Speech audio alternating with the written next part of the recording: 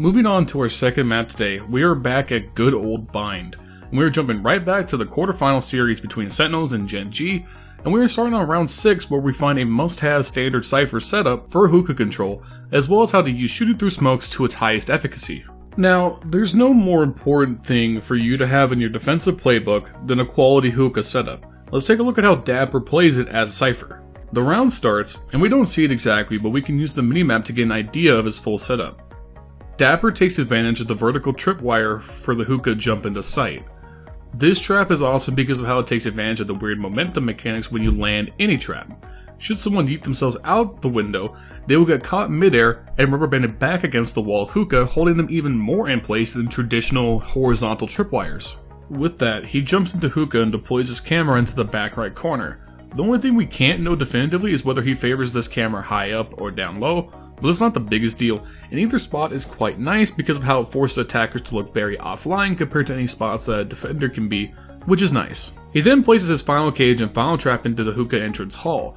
This is simply to disrupt and push back the attackers if needed. What's so nice about this is the ability to both play inside of hookah and get aggressive towards market, or play on site and use your camera for the intel. So let's watch how Dapper plays around this setup. The round starts with him going for a simple jump peek out towards market. What I like about this is it's just a simple intel play, but it can give you a nice early lead in reading the attackers. Dapper gets this intel and backs up a bit while his teammates on long spot 2 attackers via the Silva Owl drone. The VOD cuts back to Dapper having used his first Cypher cage because of the offensive pressure shown there. He's already backing out when the brimstone smoke comes down into hookah. What I like is how instead of playing in standard spots on site, Dapper hops up on tube so that he can hold this off angle. One of the things that I feel people don't practice enough is how to effectively shoot through smokes.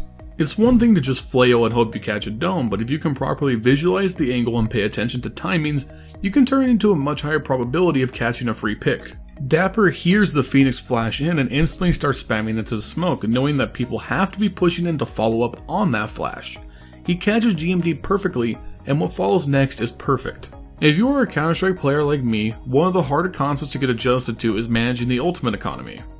When Dapper gets this pick, he knows 2 things. 1, Gen G have a Sage res ready, and 2, he can't regain the hookah control to deny this, so he hops in his camera to spot out when the res gets popped, and asks his teammate, Zoms, to have a Hellfire ready to immediately counter that play. The timing is perfect. The res goes up and GMD immediately goes back down again. At this point, Gen G are just like, you know, hookah is overrated.